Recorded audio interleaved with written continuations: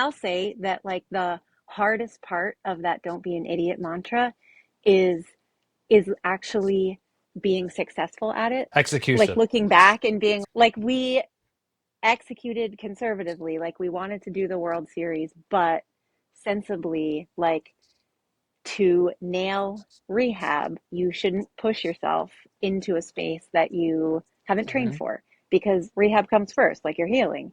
And that was a very non idiotic thing to do. But the absolute most tempting thing to think after we finished the sprint was awesome. Like, why didn't we do the World Series? That went so well, you know?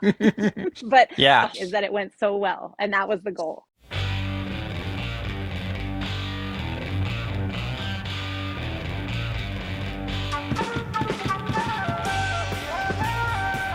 Welcome to the Low Tide Boys, a Swimrun Podcast. I'm Chip. And I'm Chris, And I'm Annie. and this is episode 288 of the show. We got a great one fresh off the heels of Annie and me racing as Team Low Tide Labz from Ötillö Whistler Sprint Course. We're recording this on a Monday. We raced yesterday, and we're here to share all the sights and sounds of what was the second year of Ötillö Whistler. Thanks for having me back so soon. Yeah, welcome back, Annie. Thanks you too for getting it sorted the day after the race. Wetsuit chafing and leg soreness still intact, but I know Chris arrived back home late last night. But our race report here, I guess I'll be in the captain's chair driving this one around. Our race reports are sort of a tradition that Chris and I have after any endurance endeavor that we would go off and do, whether we would have our race report run, swim, bike ride, where we would retell the trials and tribulations of the race. And now we're bringing this to you here in podcast form and on YouTube. But now, similar to how I raced with Will earlier at Ötillö Catalina, Chris and Annie paired together as a team of two this time. So you dropped the Bellingham of triplets of Bellingham was a one-hit wonder, but Or team. maybe it's an annual, maybe the triplets of Bellingham becomes Oh, an annual tradition, I like at that. the one Well, race where it makes sense. absolutely. And Yeah. how we normally start off these things is how's the body, how's the mind, how's the body feeling, how's the mind feeling, and we'll actually start with our special guest, Annie. How's the body, how's the mind? Feeling full. Like I had a ton of fun.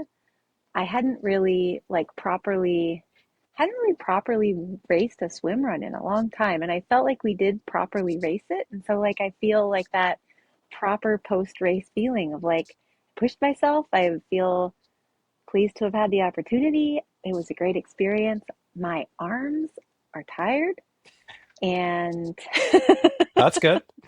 I didn't swim at all today. I rode my bike and that felt like the right choice. But other than that, my body feels not too worse for the wear. What about you, Chris? And Chris, how about yourself? Yeah, so yeah, I would say like mind and heart are very full. I had a super fun time with Amy. Obviously, we've known each other for a long time, since 2020, and not something, when initially I asked you, I was kind of pulling you out of like mini swimmer retirement. I mean, you're a longtime monogamous Yeah. partner, friend of the show, obviously, stepped away from the sport, and that's fine. She can do whatever she wants. Let's Great. say We her love her. name. Brooke Her name's Lindsay, Brooke. first Right. and best swim run partner. Yeah. Yeah, for sure, for sure. So Yeah. when I asked you, you spent some time thinking about it, and I think like I'm really happy. A long way of saying like I'm really happy you said yes. I think we had a great time, and it was super fun to swim run with you. Again, similar to when I raced with Viv last November. I feel like I learned a lot about swim running, and by racing with someone else, it was fun, and also to do it with someone who I know so well, who is an experienced swim runner. That's also fun in and of itself. Body. I mean, from my neck to about my pectorals, that whole region, from that, it's pretty Smoked. sore. I'm not gonna lie. Pretty smoke Yeah. show on the back. My back is feeling a little tight today. Also didn't swim. I'm gonna try to swim tomorrow, maybe. But yeah, body's okay. My back held up, which, it was so Right. great. Some people out there like checking in on me. Lars was telling me about his back problems. All of a sudden I'm getting all this advice, which I really, really appreciate. Back held up, which is great. I was telling Chipper before we started recording, the 5 miles of the long run on the sprint course was like the longest continuous running I'd done, in the last few months. So all things considered, body is just very happy I didn't take a step back. Nice. Well, glad to hear that on both accounts. Yeah. And, I know when you two joined, initially the World Series distance was being talked about, but, this year has certainly been a lot of newness for the low tide boys, racing with different partners, racing as threes, mixed categories. We have this moniker, don't be an idiot. So I think Annie and Chris, you guys decided jointly to quote unquote, don't be an idiot and don't try to stretch yourself too far, do that World Series. So you decided to do the sprint distance, and sounds like fun was still had no matter which distance you swim run Yeah. if you're swim running with the right folks. Yeah, I think Danny, if I can speak for you, I think the only, more swim running would have been great, right? Like, given how Oh we my were gosh, going, the yes. only thing that was missing from the experience was like more of it. But yeah, but More the of sprint it. was Yeah. great. It was challenging. We can get into sort of the leg by leg breakdown later, but yeah, but it was fun. And I'll say that like the hardest part of that don't be an idiot mantra is actually being successful at it. Like Execution. looking back and being like we executed conservatively, like we wanted to do the World Series, but sensibly, like to nail rehab, you shouldn't push yourself into a space that you haven't trained Mhm. for because rehab comes first, like you're healing. And that was a very non idiotic thing to do. But the absolute most tempting thing to think after we finished the sprint was awesome. Like, why didn't we do the World Series? That went so well, you know? But Yeah. is that it went so well. And that was the goal.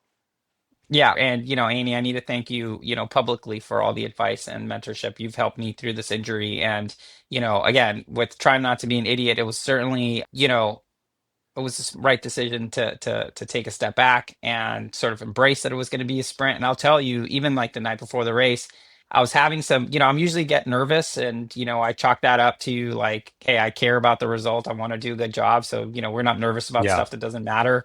And but I was nervous in a different way. Like I had this like fear of getting re-aggravating the injury, and that kind of messed me up a little bit. And I kind of had to reframe for myself.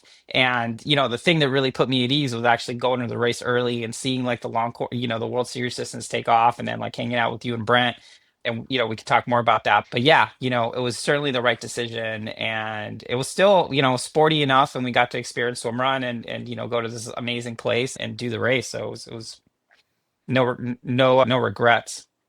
Awesome. Yeah. And I'll just speak real quickly to like, yes, you did ask me, and I had to think about it because I have pretty much since the pandemic and I had a kid and I haven't felt like I haven't felt that motivated to race. I have felt motivated to stay active and be involved in all the sports that I love, but in a less competitive way. And I was kind of telling myself, like, you may feel motivated to race again and you may not, and you'll feel it if you want to. And so, like, you asked me, Chris, if I wanted to race this with you. And I was like, give me a week to think about it. And like, the more I thought about it, I was like, ooh, like, I was getting excited about it. And I was like, that would be a fun opportunity, like, to have a new partner and to actually swim run with Chris, who I've talked about swim run with, like, till the cows came home. And I just like Yeah. I felt a yes. And it was great to be able to say yes. Well, let's continue your discussions and get into it a little bit more. What we're always preaching here on the show and the path to a really successful swim run practice, a race, or just experience in general is having those goals aligned and getting on the same page. I think Chris probably had a pretty good hunch that Annie was going to be on the same page and vice versa. That's how we got to the yes here between you two, but would love to kind of hear any specifics or things that you all kind of talked about in the lead up to the race about. I know Annie discovered some new speed in the water with maybe some new Frank paddles. Feel a little bit charged up in the water. Did she want to lead some swims? Talk me through a little bit some of the pre-race discussions. Well, I will say, Chipper, these are exactly the conversations we had. One, because, we wanted, Annie was just being really considerate as to what my capabilities would be and what appetite I had for the race, which I obviously really appreciated. And I think even from the start, we had two plans. One, let's go for it and be sporty. And then plan B was like, if that doesn't work, let's just do whatever we need to do to keep having fun and get through the course. So in our prep, it was like, well, how do we think about this? What do you think about that? Annie wanted to do a shakeout the day before. Folks who listen to the show a lot know that I'm kind of a diva about getting my shoes wet the day before a race. But You hey, are. I'm working with a new partner. We wanted to check the tether length. She wanted to swim in this cold ass lake, check it out. So here we go, right? So, and all Chris those did it. conversations, what? Yeah, it He was did fine. it. They won't do that. I didn't die. It was fine. And we can make sure our tether was the right length. But yeah, certainly I think in many ways, Annie, I think because we can speak the same language of swim run and we both raced at a high level, it's helpful to be like, all right, well, let's calibrate what sort of effort, what sort of experience we're trying to get. And I think we did a pretty good job. We talked about our nutrition, what I was going to do, what signals you wanted from me, if there's anything I could do. We talked about whether we're going to be tethered the whole time. We ended up staying tethered pretty much the entire race. Yeah, I And the thought like, that was I don't know. a kind of a cool conversation. We acknowledge something that I believe is true in all the racing that I have done with a tether and with a team through adventure racing and also swim run. Process of initiating and engaging the tether when it's not already on is really hard. Like there's a lot of barriers to getting there while you're racing, to getting to that point where like either somebody's asking, hey, I'd like to be put on tow or put on tether, or somebody's offering, hey, do you want to be put on tether while you're trying to be Mm. in flow state of racing is really difficult to navigate. And so we kind of decided that we would engage the tether. We would sort of have a default tether on and keep it on because it is so much easier to be like, hey, we're going the same pace. Like, let's take this thing off. We'll keep it for the swims. But that if there was a pace differential, that we all know, I've said it over and over again, like the team is going to move faster if any pace differential is absorbed by the tether and then you both move faster. So we kind of were like, if there's a pace differential, we'll keep it on. Anybody can say at any point, like, hey, I think we can untether, we're good, and then we'll do it. But we had the default tether on, which I thought alleviated this whole kind of cognitive load that can be there. Yeah, and we Definitely. talked tactically. So the plan was I was going to lead all the swims. So I let all. It's Once again, Yeah, possible. thank you. I've unfortunately Oh, shown that I yeah, can he lead can. swims. So I'm sabotaging my own efforts to sandbag future races with Chipper. That's okay. So we had some strategies, like basically we had like a plan A, and then plan B was like iterate on whatever needs to be modified. Essentially, plan A, I was going to lead all the swims. Annie was going to lead all the runs and essentially, give me time to recover from some of the long swims, but like let's ease into it and kind of use sort of the haptic feedback of the tether to kind of dictate pace. And certainly when we were in a river runs through it trail, there were moments where it's kind of going uphill, and me being in the back was a little bit different because I'm used to on those types of sections. I'm usually the one in front, so it was interesting to kind of feel like the tether getting tight and things like that. But yeah, I thought all that worked well. We also had another goal, Annie. I don't know if you remember when we specifically talked about this, which was we had to break the streak of Oh low my gosh, tide yes. affiliated Thank events you. ending Thank in a you. DQ. Or I was DNF. I should have opened the Yeah. show with that because thank you for doing that on the behalf of Low Tide Boys. That is not a good Yes. look for us, Chris. Annie memorized the course. We were going I over it. I I studied fell hard, asleep guys. looking at the map. Really hard. I Thank you. did memorize the We were course. not messing And up here's this what I did. 10.6 mile course. I was like in our camper van the night before the race. I was like, Brent, I'm going to recite the course. Like, listen to me and tell me what I'm missing. And I recited the whole course, like where the exits were, where the entrances were, how long the swims were. I had it. And Beautiful. Brent chimed in. He was like, I think you've got it. Here's one thing you should know. When you exit at Rainbow Park after the first long swim on Alta Lake, you're going to exit into a dog park. And there's a gate. And it kind of looks like a push gate, but it's a pull gate. So just like know that. And I was like, great, I am so ready. And Yes. And you yeah, we told took it me as a gentleman, I pulled the gate open for you. And I was like, hey, Wow. this is the gate Brent was talking about.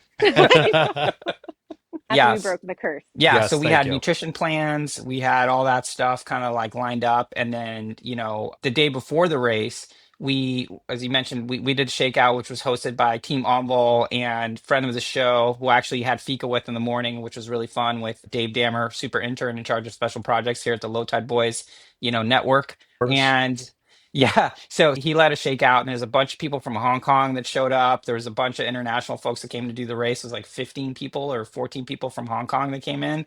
Some folks from Belgium, Wow. some people from Spain. and Whistler really is like an international destination. It really felt that way when I got there Friday night and Saturday when I was walking around. But yeah, shakeout was great. As we alluded to earlier, we checked the tether length.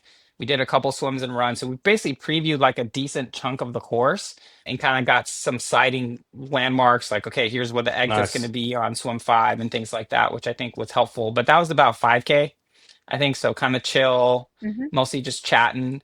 Um, you know, Nice. but And that was then the word was out about the cold water in Nita Lake and some of the other lakes there. So, Annie, I heard that's something you wanted to kind of check off your box, check the box off there. And then how did it live up to its hype, or did it fall short? How did you feel about the water temps?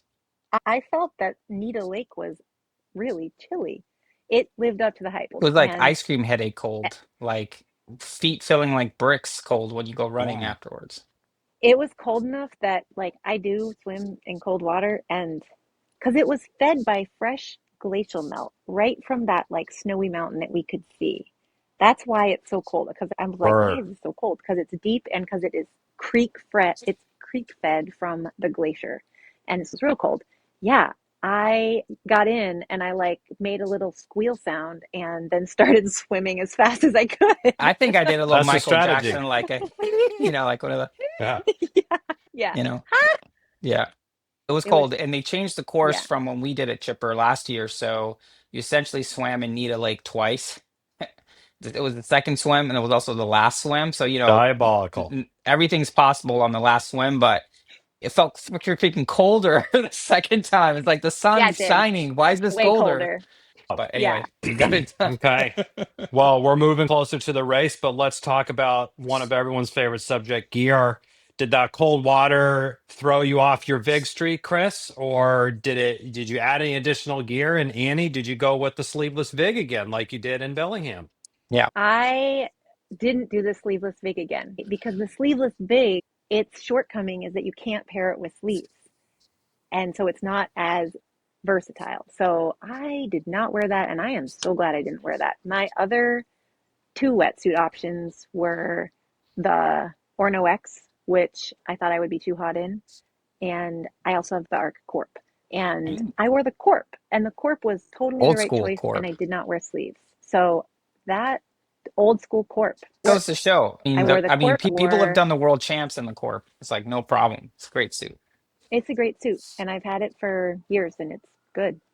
I did actually the day before rip a hole in the backside of it though, because it is old. And I was like, uh-oh. But we had some gear aid gear tape that you use to like patch up your puffy coat if it gets a rip Hmm. and that kind of stuff. It's just like tape that you patch on your gear. And I just put a big chunk of it right over the hole and it worked great. So if anybody has like that would be a Great. good thing to keep in your MacGyver kit is that gear tape if you do happen to rip your wetsuit because I was like, oh, that would be a day breaker. I wore my Adidas Terex Speed Ultras. I wore nothing else special, and I wore my new goggles, which I am so stoked about.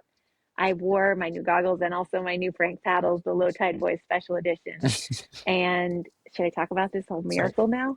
You know what? I Probably think not. I'm think curious now's a about good these time of any. goggles, though. Okay, I'll Yeah, talk you about the want goggles. to? Okay. Goggles are called Snake and Pig. Have you heard of these? Snake and Pig. I found them. They're a company based out of Austin, and I found them because I have had to get back in the pool for training for Swimrun Whistler, and like the panda eyes were killing me. The like rings around your eyeballs that Hmm. stay for me they stay for like hours after a pool workout. And I was just like I googled goggles no panda eyes and snake and pig goggles came up and I got a pair and they're so awesome. They do not give me panda eyes and they have really great visibility. Like they have a wider vantage point Field of than vision. the goggles I had been using. The field of vision, thank you. Yeah, I loved them and no panda eyes.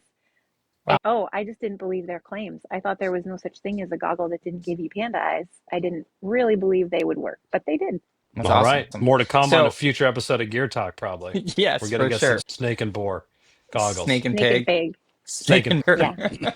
okay. reptile and mammal. Let me just preview for Chipper the Frank paddles. You and I were talking about training and wanting to use the Frank paddles, and I get just text that basically you've been witness to a swim run miracle.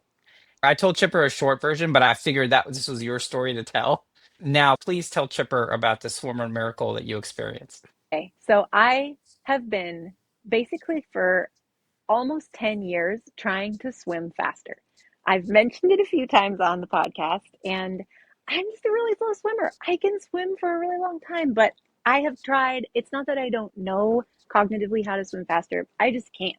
And I've tried different paddles, I've tried different drills, I've tried different like self-talk mantras, I have tried different types of training. I still cannot swim faster. Like my average 100 pace over like a long swim, like 1 mile plus, is literally within 5 seconds of the absolute fastest 100 that I can swim. And both are between a 150 and 2 minutes, which I'm saying that out loud because it's true and also shameful, but it is me, and that is my swimming pace. Yes. I had been trying to work up to use it. That's my truth here, very honest. And I do swim a little bit faster when I'm in somebody's bubbles. So that's why I never am going to lead a swim, because I got to be in somebody's bubbles. And I'd been training with the Frank paddles, which were a joy to wear, but I would totally smoke my shoulders by 400 meters. I literally couldn't swim with them for more than 400 meters because I was like, it hurts too much. And then I kind of got a wild hair, and I looked at the course, the swim distances in the course, and I was like, whoo, doggy, there's two like near 1 mile swims. I really want to use these Frank paddles because I love how they feel. So I'm just going to go to the pool and I'm going to try to swim this far with these Frank paddles. I'm not going to stop. I'm just going to keep swimming. So I did. And I like had a bunch of coffee and I went to the pool and I warmed up. And then I was like, I'm going to swim 1,600 meters without stopping with these paddles. And I swam to 400. And sure enough, my little smokers were smoking. And I said to myself, I'm going to keep going. I don't care what happens. And what felt like to me was like a complete disintegration of my stroke. I was like, I just felt like I had turned into like a gorilla robot or something instead of like a smooth swimmer. But what had actually happened is I started swimming so much faster because I had cooked the crap out of my rotator cuff muscles, I think, are all the little stupid ones I was using. And I finally had to use my lats. And everybody who's even tried to learn anything about swimming knows that you need to use your lats if you want a powerful stroke. I did know that, but I didn't know how to use them. And now I do. And it improved my average 100 pace over a 3,200 meter swim by 20 seconds. Per It was 100. a Amazing. miracle. It literally was a miracle. And I came out of the pool, like if anybody has seen that last scene in Mary Poppins after Mr. Banks flies the kite, this like stolid old banker like flies the kite and then he's like clicking his heels and running around London. Like that's how I felt. Yeah, I called Brooke I right was away. like right away. I told my dad. I was just like, this is amazing. Have been given life anew in the swim part of Swimrun. It truly felt like a miracle. I still kind of can't explain it, even though I just tried. Yeah, and a little bit more preview for the race report, but I led all the swims and you were on my feet basically the entire time. And I know just from my own pace, I was probably holding like 130s, 135s, because that's kind of like my cruising pace. So, I mean, you did all those swims like pretty quick without me really feeling like I was pulling you around. I cannot believe it, but you're saying something true that I experienced also. I am like over the moon about it. So you had the Frank Paddle Low Tide Boys edition in a small. And Yep. what size keel were you using? Ooh, S. Yes. S. Also Okay. small. And Chris, you went with the VIG? Yes. So for the shakeout, I wore the Uta, no arm sleeves, and still pretty freaking cold. Pretty cold in that water. But I was like, hey, you know what? I've done this before, and I just committed to wearing the VIG with the arm sleeves. And I basically kept the arm sleeves on the whole time, except for part of the long run where I just kind of like brought them down. I just kind of pulled them down without taking them off and then put them back on because I figured I'd want them just because the once we finished that 5 mile run, the rest was basically swimming with like a little bit of Mm. running thrown in. So it was just, I wanted to make sure. And plus, when you have arm sleeves, you're maybe just like a little bit tiny faster more sleek in the water. So I wanted to just make sure I had all those advantages. Then I used, regular kit. So Heel Plus, Adidas Terex race spec with the alternative heel colors. So Annie could see it very clearly in the water. Loved that. Nice. It is makes for easy sighting on the back when the shoe color, when the sole color is fluorescence in it. Yeah. It's awesome. Let's just say out loud to people who are not fluent in what Chris's race spec sneaker edition is. It's one shoe from two pairs, like one shoe that's orange from an orange Different pair of colors. Adidas Terex and one shoe that's black. They're different colors. So black on the right, orange on the left. They're basically function for the swimmer behind as like navigational coordinating signals. Mm. Like I could calibrate so precisely where I was on his feet behind him because I could see and I knew if my right eyeball was seeing his orange shoe that I was too far to the left and then I could like come back. It was great. Wow. You were really Yeah, dialed Chipper. in back there. I'm not doing any of that shit. That's pretty impressive, Annie. Okay, well, Yeah, I mean, I was hearing this on the runs. It's like, oh, I'm Well, really able to dial this in. I'm wow. like, I meant to do that. Yeah, for sure. It wasn't just a fashion statement of some kind. All right. Well, how did the pre-race festivities go? Packet pickup, any highlights there? Or should we meat and Yeah, potatoes? we sure. got I to think talk we should about, talk hold about some on, stuff. Yeah, go for it. Go. like the song. We'll get to that. I want to talk about something We should talk before the about, song. We have to talk about the song because I okay, think this is a Chipper needs to hear the okay. story. He needs to, because, anyway, I was telling Susan this story and we both agreed that, anyway, Chipper, this would have made you extremely uncomfortable. You would have essentially tried to, if you were a stick of butter in a microwave, you would have melted into the floor. But anyway, let's Wow. just preview. Pack pickup was great. Saw a bunch of swim runners there, a bunch of new people coming up asking questions. Annie was able to skip that, so I got her packs able to kind of stay away from all that. But I saw, Andy and Mara, which is great to see them. Saw Yep. Adrian Cameron, who ended up winning the World Series distance. Saw Kayla, who was there, just doing some prep for one water race. Bunch of folks from California, and there was a bunch of people from Hong Kong. I had two dinners that night. I met up with Mara and Andy at Voca, which Chipper, we took our families there last year Yep. and sat with them while they had like a ridiculously early dinner at like 4, and then excuse myself to go have a nice ramen dinner with Annie, Brent, and Sophie. So that to me that was a huge highlight. Like I remember, Ooh. calling my wife after that, and it's like, oh, I got to hang out with Annie and Brent, and just like there's just nice people, and like all sort of like the love fest and everything. So yeah, that was the night before, and yeah, I think we talked a little bit more strategy at dinner. Certainly came up with our race song. So maybe from there, race morning, there are some things that we had to do because whenever A you race form a new song? team, you have to accept different traditions that people bring. So one of the things that Brooke and Annie would always do is do a dance. And while this wasn't choreographed, we at least agreed to the song. And there were choices of whether I can have an earbud in or we can actually just have it over like a speaker. So it's the earbud. And Go on. Yeah, so for Brooke and I, we had a race morning Stoke song that we would essentially like the first part of our warm up. If we had any like little exercises we wanted to do or whatever, but basically how we would get our heart rates up to just start warming up was we would agree on a Stoke song that we both just like felt the vibe on so strong, and we would share an earbud usually because there's people all around. But once we actually did choreograph a dance to it, and we used the speaker, but and we would just listen to this song and like rock out and dance to it. And this was a Brooke and Annie thing. And I mean, I appreciate you taking that piece of Brooke and Annie, Chris, because it's well, you kind of wanted a to do bold it. ask. I was like, so I did really want to do it. And I was going to do it with or without you because I feel like Mm. that's big Annie energy, and it's also like a little piece of like my swim run lineage that I gotta recreate it. Sure. I've never done a swim run without having my warm up Stoke song. So he took the earbud, and the song we chose was Sweet Dreams by Labouche, which is quite a banger. It's pretty old, but it's So, pretty I'm so good. not footnote sure. there. So my kids have been really into sort of like 80s dance music. And that's like, anyway, there's a lot of songs, Twilight Zone, Pump Up the Jam, there's Yeah. all these sort of like dancey songs. And so we were just tossing around. How about LaBouche? So Annie was like, "Yeah, why don't we do Be My Lover?" And I was like, "Well, maybe Sweet Dreams might be a better choice for what we're up for." I appreciate that. You're a good friend, Chris. And They're because you both were like, bangers. no.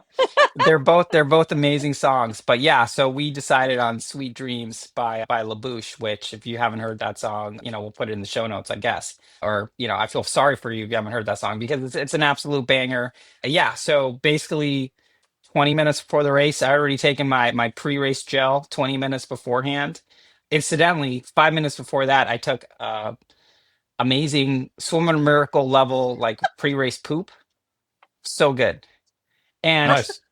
And this is some real talk, and I'm sorry it's a little bit of potty talk, but I can't imagine that We're swim all runners out adults. there don't appreciate the fact when you take a really good poop before a race, and that's just one thing that's just like, there's no way I have any more poop in my body for the next few hours. Everything's gonna be fine. Like this isn't gonna be a situation.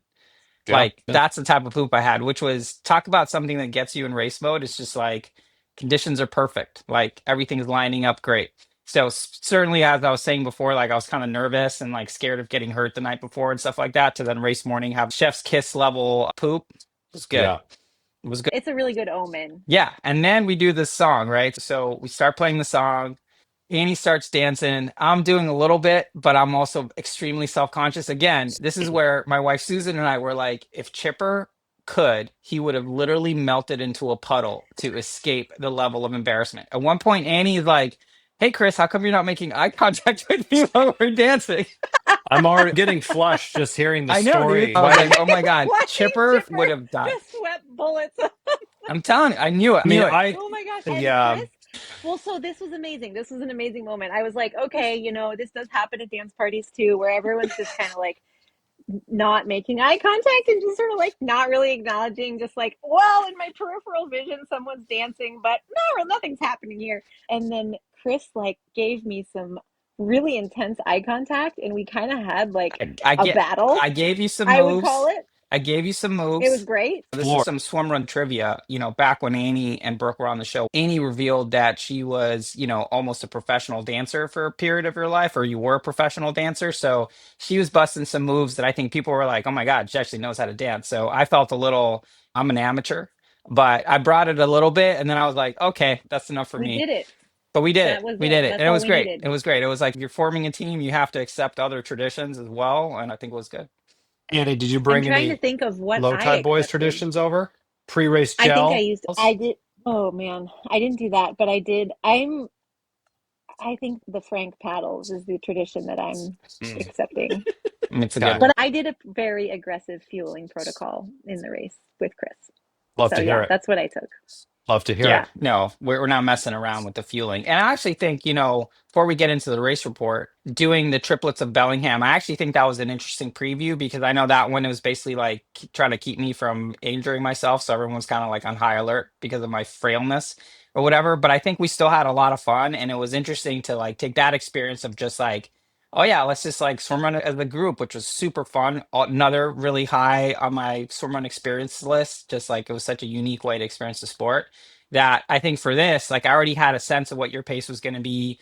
I think like, we really aligned on the experience we wanted to try to have and that we sort of accepted that we were going to try to go for it, which I think, sometimes like that could be a thing that's kind of like, introduces like anxiety and stuff. But I think we were so comfortable communicating that's like, yeah, that's what we're going to go for unless we can't, that it was just like, well, Hmm. what do we have to lose? Like, and that's one of Yeah. the things we'll talk about this during the race recap. I mean, the race report around like our thinking around working as a team and why one the really the greatest thing of swim run, we've said it so many times, is the team aspect. And I think this one, even in the casing of a sprint race and the time that that takes, I think it still highlighted just like why the sport is so unique and why it's, we're going to continue to encourage people to experience it as a team rather than solo.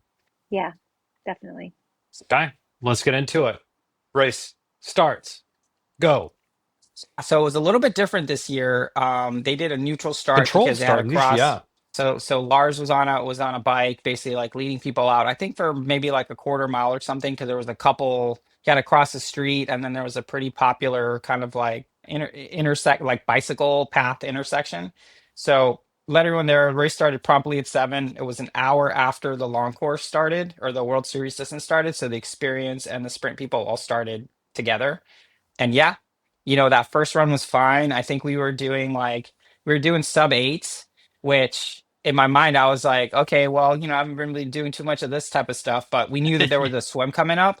Plus it was, so I think we were both thinking it's like, all right, well, let's get some heat on because the way the course is set out, it's a series of like short-ish swims and really short runs, basically until you get, Extremely short runs. yeah, Like like I think half a if you look mile. at, yeah, if you when you look at like the time, the number of minutes that each swim takes versus the number of minutes that each run takes, the ratio of swimming is much greater, many more minutes. So I was Mm. definitely thinking about body temp and also thinking about the runs as like I can just run as fast. We should run these at a quick pace was kind of what I was thinking so that we generate as much body heat as we can, really, Yeah, so which that we did. was really our tactic. And we kind of kept it in our pants. Again, it was a neutral start. We didn't start at the front. We didn't start at the back either. But I kind of had a sense that the second we got into that first swim, we would start seating ourselves. So that first swim was Alta Lake.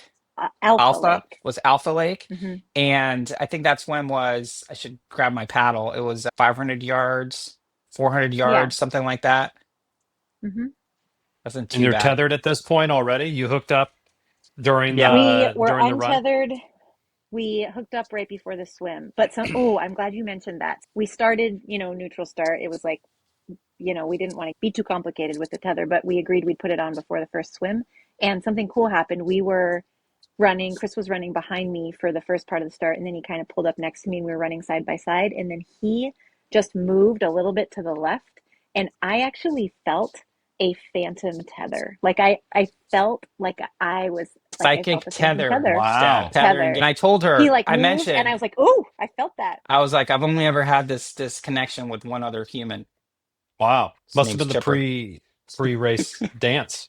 Maybe, I maybe. think Just it was got the us eye kind of like on contact. the same Yeah. wavelength. So that was the phantom tether, and then we put the real tether on for the first swim. Nice. Tidy transitions, Yes. I expect.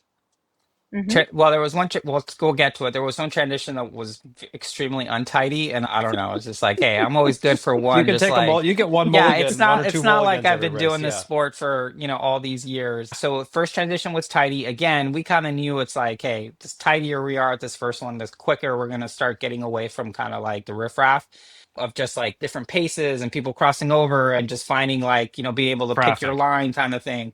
So I basically did the chipper thing. So that first swim, which was like 0.2 miles, wasn't really too bad. I gave it a little bit of gas, also to keep. I was thinking, I was like, I need to generate body heat to essentially carry it over to the next swim because after that swim, it was like a 0.6 mile run to Nita Lake, which was certainly the coldest one of the day, and that was a pretty. I mean, that's they were saying that swim was like 500 yards. Felt a little bit longer than that. That was longer. Basically swimming across the whole thing. So when the race was last year, like you jumped in kind of like halfway through, you kind of like just Yeah. ducked in and then swam to the dock. This time you're going basically from the south end to the north end into this little cove with this steep climb out, which was pretty fun. But yeah, that's when was like it was certainly cold. So I think our thinking was let's kind of keep the tempo up, keep the swim cap on, keep everything kind of buttoned up to kind of get through that. And by the time we Yeah. got to the second swim, it was already like, there was maybe a couple team or a couple solo people ahead of us. And by the end of that swim, we were kind of like coming out with them. So I was feeling good about the way we were moving in the water, which was good Hmm. because it felt like this race was extremely swim heavy. I mean, there was certainly a decent amount of running, but it was so broken up that cumulatively it didn't feel like you ran 7 miles Yeah, and also or eight just miles, like whatever it was. numbers wise, it was very swim heavy. A typical swim run course ratio is 80% running, 20% swimming, give or take a couple percentage points. And this sprint course was 35% swim, Wow. That's which called the is a Swiffa lot. score, by the way. That's the Oh, score, okay. courtesy of That EX acronym EX stand Swim Run. for. I don't know. I think they made it up.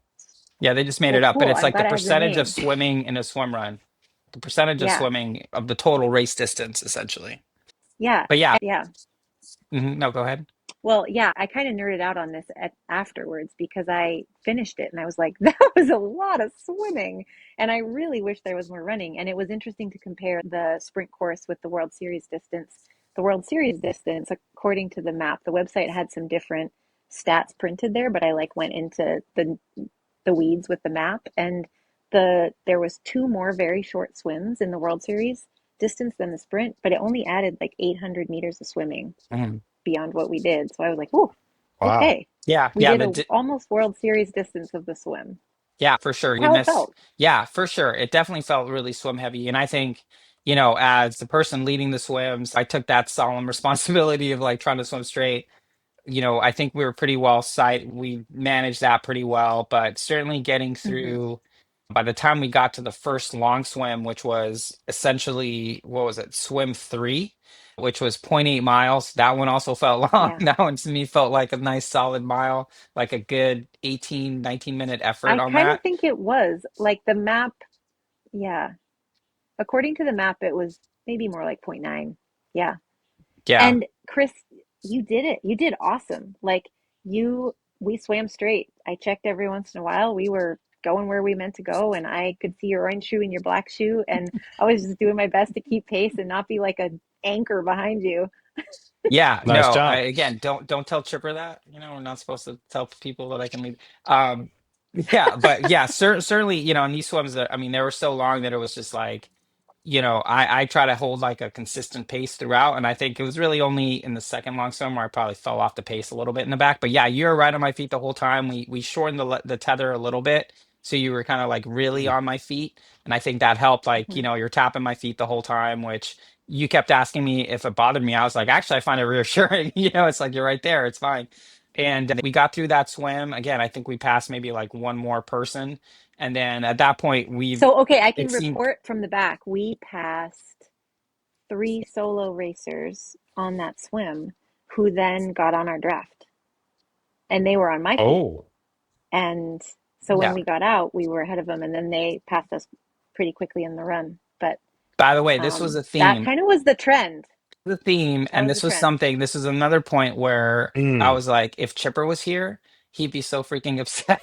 Because I'd it be wasn't ups- because Chipper and I have done enough kind of crazy endurance events. Like I was thinking specifically, we did this 200-mile bike ride around Davis, mm. California, and like God's green earth.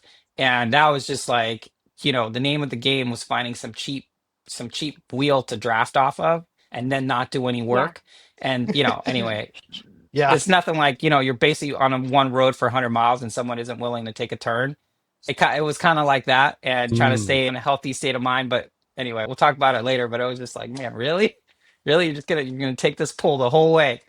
Anyway, so yeah, there was a lot of that happening, and certainly on the runs, I think what we discussed. So once we finished that first long swim on So, Alta Lake, the aid station there, I filled up. I had an empty flask that I had Mm. pre-filled with 1,500 because it was a 5-mile run. Made sure we took gels, did all that stuff, and then basically started on our merry way. Annie, you were leading the run. And I think what we discussed is like I knew I was going to need like just a little bit of time to kind of bring the heart rate down. But by that point, I'd kind of settled in for sure. Like I was able to keep my breath better. I didn't feel like I was huffing and puffing enough. And yeah, we just started like I thought moving again for me from what I've been doing in training. I felt like I was moving better than I'd been practicing, which was encouraging for great. sure. Yeah, and for me, I was like ready to, after all that swimming, I was like ready to repay the favor. And so I definitely tried to run it as strong as I could. And so I'm curious about this, Chris, because I tried to keep tension on the tether for the climbs as much as I could, or for really the climbs in the flats, but to back off the tension for any little techie descent or any descent. And I'm curious how that felt and if it was helpful. Yeah, it was helpful, and I could also it was really obvious what you were doing because basically there would be, it's like Chipper, like that section is all up and Yeah. down and around and like, running on logs and all this stuff. And, there would be a dip, like Annie would run down to the dip and kind of like pause the beat and then kind of like run up. And one time I was like, oh shit, I thought like she needed to stop or something, but then, it only took like one time to be like, oh, I know what she's doing. It was helpful. And again, I mean, we discussed this, like we're just gonna go for it unless I can't. And, Hmm. I was just trying to give it what I had, and it felt pretty manageable, but obviously it's super rooted and stuff. So like, were we going to be holding sevens through that? Maybe we could have, probably wouldn't be a good idea to do it tethered, No, I don't if think we were so. both super fit. But yeah, like I think we were moving pretty well. And there were some interesting things that happened in this forest. Annie kept hearing this sound. She's like, is this like an electric bird or something? And I was like, no, no, no, that's some random dude with a GoPro that keeps snapping pics. It was kind of like the GoPro sound. I'm She's Yeah. like, like, what is that sound? she's like, what is that? I'm like, oh, that's the GoPro. She's like, how do you know that? I'm like, oh, show business. I don't know. But yeah, so that was interesting. I think the other thing that happened on this run is that Annie and I might have saved the sport of swim run. At least in our Dawn. minds. Back next Before week that for to happened, hear Yeah. guys. I would say, so just to like set the scene of this run a little bit, it was on one of the most classic mountain bike trails, most classic like moderate mountain bike trails at Whistler, nothing like super steep or alpiney, but like a very old school trail called A River Runs Through It. And it's famous for having like tons and tons of wooden bridges and wooden features. So these are like long kind of like whoop-de-doo like dragon tail type bridge, like wooden bridge features and bridges that go up high and are like rainbow shaped. And we we had somebody pass us. We sort of pulled over to the side and he ran past, but he ended up running straight onto a bridge that like quickly went to head high. And so we were like down, just kind of like trotting along. And he had just like run up to the top of this tall bridge and he was kind of like stuck up there like a cat in a tree. And then he like managed to get down and kept on running. But so there's like these wooden bridges everywhere and it's very technical. And I thought that that made for some really fun running. And also, something that happened before we saved the sport of swim run in our minds is something that happens that I've had happen in every race that I've done with a team of any kind, so a swim run or an adventure race, where it's there's kind of like this portal that I feel us go through, where like before the portal, we're out there, it's two people running together, two people swimming together, and then something happens, and I think it usually happens after there's enough like shared struggle or shared effort, or maybe like for us, I felt like we kind of hit the forest, and this was like the bigger run, and we Yeah, it was the communicated a meat few and needs. potatoes. It was the meat and Yeah, potatoes Ooh. of the running. exactly. Yeah. Yeah, or the seitan and tofu. And we Potato. like communicated some needs, got on the same page, and then we went through the portal. And the portal is like going from being like two people out there doing the thing to being like, oh, we're in this. Now we're in it. Okay. So we got in it. And then you go ahead, Chris, about how we swim run. Yeah, so we started talking about the sport of swim run, and we'd been remarking on the fact that there was a lot of solo participants in this. In the World Series distance, there was only two men's teams, and I saw one of them before the race. These two dudes from Spain. I was like, "Hey guys, don't fuck it up," It's like, you got this, you got this. Don't mess it up." Amy and I started talking about it, and I think, I understand the economics of the sport. To grow the sport, you got to get people to sign up. I understand the reason why this solo category came into existence, yet also understand that the roots and the real soul of the sport is that it's a team sport, right? For all those years, it was a team sport before they introduced the solo categories. And I understand how the solo categories is important to lower the barrier to entry, get people in, start to find a pot, all the stuff we've talked about. But it felt like there were so many solo people that it was kind of like changing almost the nature of the race, because it isn't about Mm. community, it isn't about camaraderie. It's more like a freaking 200-mile bike race where people just draft off you and then just kind of like have no sort of like, I don't know, shame about it, kind Well, of thing. there's no piece of connection where like nobody was communicating with us really. Although there was a couple guys that said, "Hey, thanks for the draft." Like it was nice to have that. And but there's this piece of swim run and like this portal that I just talked about, where what makes like the secret sauce of swim run is that human connection piece where you're like in it together, and it's not kind of you out there on some stage with yourself and your ego and what you can perform alone. It's about Yeah, it the creative process of learning to work together and seeing what you can kind of do together that you wouldn't be able to do by yourself. Yeah, and I think like to that point, it's like again, understanding the economics of the sport, like to make this viable, we need to get more people. Solo categories are important to that.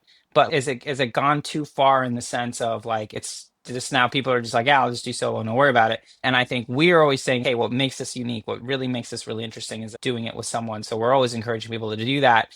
And we were thinking, do we need to do more as a show to try to promote that? Which I'm like, I think we're already doing that a lot. I think we're already pretty hot and heavy on like promoting the partner aspect.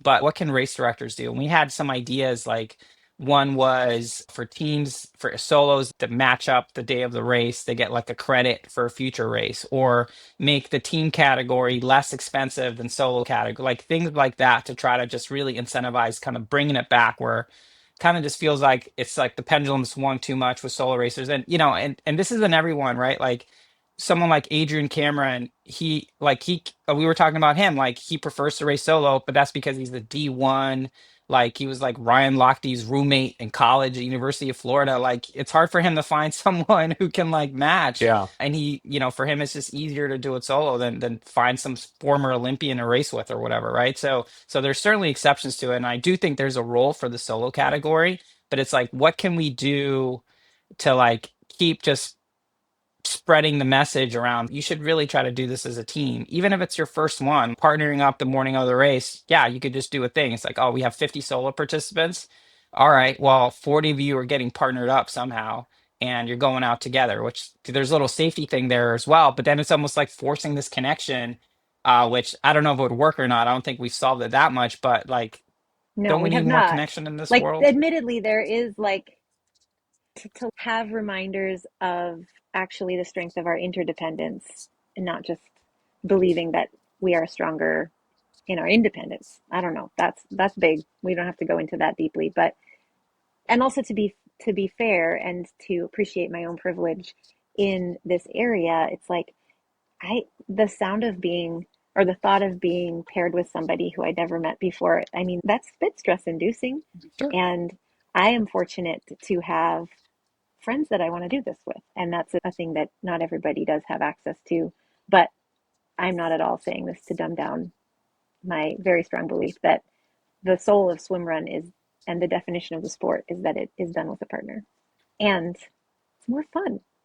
Yeah, and I Yeah. think, That coming doesn't back help the into race argument. report, I think coming back into race report land, it was like, we really appreciated like, hey, I'm so glad that we're doing this stuff because we're, communicating and we discovered we had this shared love for like 80s electronic dance music. We connected on a different level, which, you know, it's one of the things that Swimrun can offer people. It's like new ways of connect. Again, I mentioned at the start of the show, like I've raced with Viv and now you and Chipper. Those are the three people I've swimrun with, and I've learned a lot from each of those experiences. And I think, dare I say, it's made me better. But I think it's made me more, like understanding that there's a variety of ways to do this. And certainly when Chipper and I will do our next like sort of like a race together, we're going to treat it very differently because of these different experiences that we've had, for the better. Definitely. And I'm like, I was out of swim run kind of, and I feel like I'm kind of back in. So I couldn't have done that alone. Love it. Okay, so back to I the love it. woods. I We're running along Yeah. And the portal because still? I'm trying. So No, once you're in the portal, you don't leave till the race you is can't over. get That's the out. beauty. So yes, in the portal, you're in it. We're in it. We were in it. And at one point, I did say out loud, like, I should have taken my swim hat off. Like, I am hot in here. But I kind of thought we were quite close to the next swim. So I kept my swim hat on. Anyway, I did get pretty hot on that run, and I should have taken my swim cap off and maybe unzipped my wetsuit a little bit. But I was really paranoid about losing body heat. And this is an Mm. irrational thing that happened to me because the physiology of that is completely whack. What I actually did was sweat a bunch, and then I was depleted. And Right. we finally got to the next swim entrance, and Brent and Sophie were there. My husband and daughter were there, and it was the best. They had been out on a safety boat Yay. and they had just come to land to cheer us on. And it just filled my cup, gave me a new burst of energy, helped me forget that I just sweat So all my my cup, important just electrolytes out. witnessing it, I loved it. It was great. Aw. It was a great moment. And then we went Yeah. to swim, and there's actually a Yeah. photo that was taken of us, and the photo was taken from behind. And in the photo, you can see Chris's pull buoy is still on his back. I did it. Was this the It was sloppy basically transition? this is the sloppy transition. So we get to this dock. Sophie's there. She's super cute. She's wearing sunglasses. She's a super cute kid. Give Brent like the wet hug and like the fist bump. And Sure, meanwhile I'm appreciated it. like I'm trying to pull my arm sleeves back up, which I'd pulled down. I'm trying to get myself all organized, and I don't know. I was just like out of it. So like I literally had just like I need a sec. I need to just get myself. I'm like getting everything ready, and it's like you ready to go? Yep. You ready to go? Yep. Jump in is like nope. But yeah, so interestingly, there was this gentleman who was basically No waiting big for us, deal. It which took like 10 seconds. yeah, wasn't a huge deal, but it's like, hey, not every transition needs to be beautiful. But that was really the only one that wasn't up to low tide boy standards, that's for sure. But that led into the longest swim of the day, and it certainly felt like the longest swim of the day.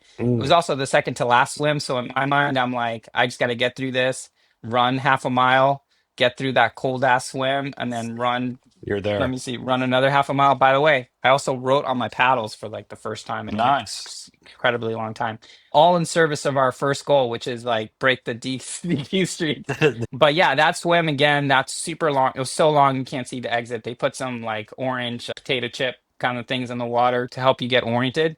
But because we looked at the map, I knew I was just kind of like hugging the shore and just try to take as direct line as possible. Annie was on my feet the whole time. It felt like that swim also That one's felt like a long. At mile. least a mile. That was a legit mile. Yeah. Yeah. On the And for website that it one, said I point didn't tell you nine, this, but Chris. It was a mile. For 6 breaths of that swim, I could see an eagle flying above us every time I took a breath. It was really cool. Wow. whoa, that's Nice. awesome. Any Yeah, bear eagles are sightings? cool.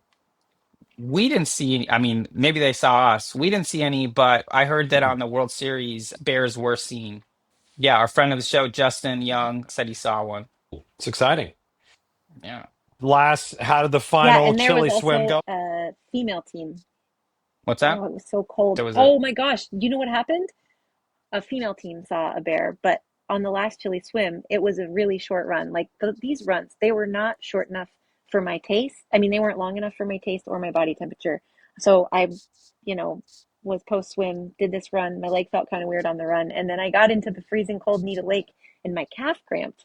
And Mm. then I tried to get rid of the calf cramp by aggressively flexing my foot. And then kind of the front of my leg cramped. And I was like back there and I was like, Meanwhile, oh no. meanwhile, I'm freaking. It's freaking cold. So we slide down, and again, there's this solo racer who's kind of just like waiting for us to get going. And at this point, it's just like, all right, I'm just minding my own business here, but you feel Yeah. free to wait for us. Like he literally waited at the top for so there's this hill heading into the last run. He literally waits at the top for us to crest the hill and then starts running behind us, knowing that that run is coming up. Again, it's like, anyway, I'm trying to keep Or it the Mm. next positive. swim is It'd be coming like up. we had our own problems, Yeah. but hey, going into the last swim, Zipper and I, you say this all the time. It's like, hey, anything's possible in the last swim. Last swim, it doesn't matter what it is, just get in and get it done. So we get in that swim, and I start pulling a pretty good clip. Somehow, so this is Nita Lake again.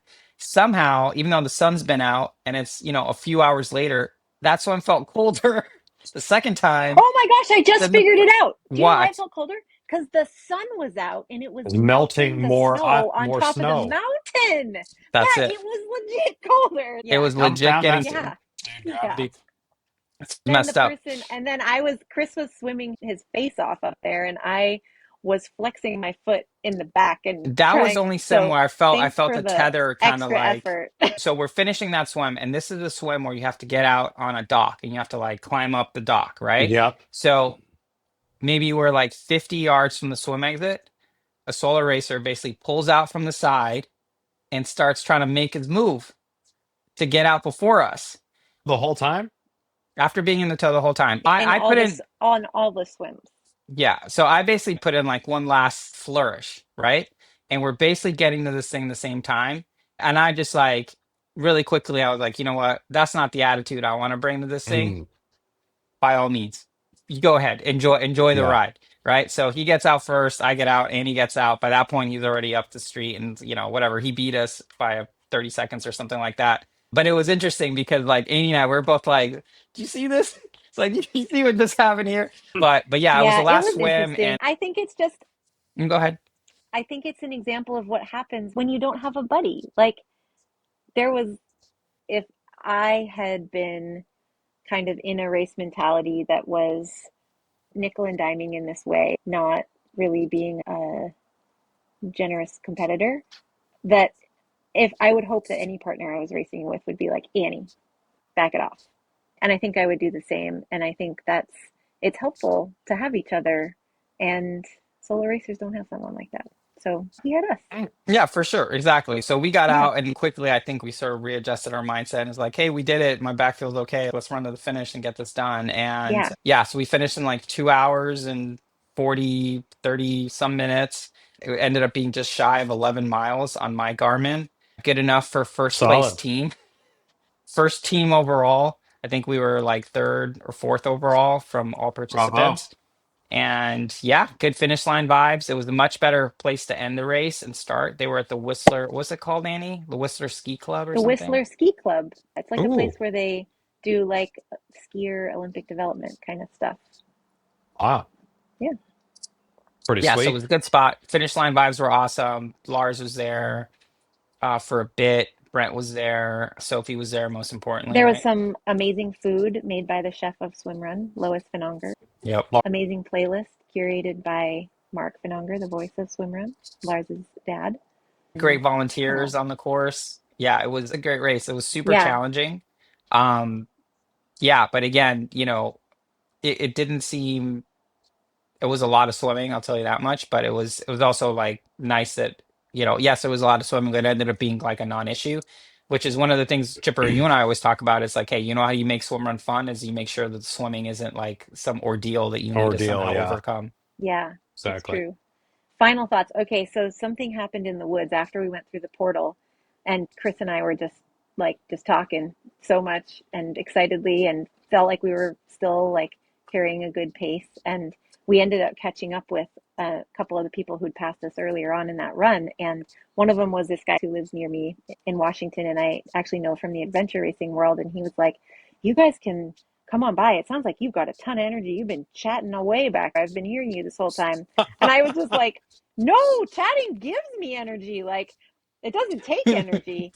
And he's like, it seems like you got energy to spare. And I'm like, no, no, no. The chatting gives me energy. And he just was like, huh, how?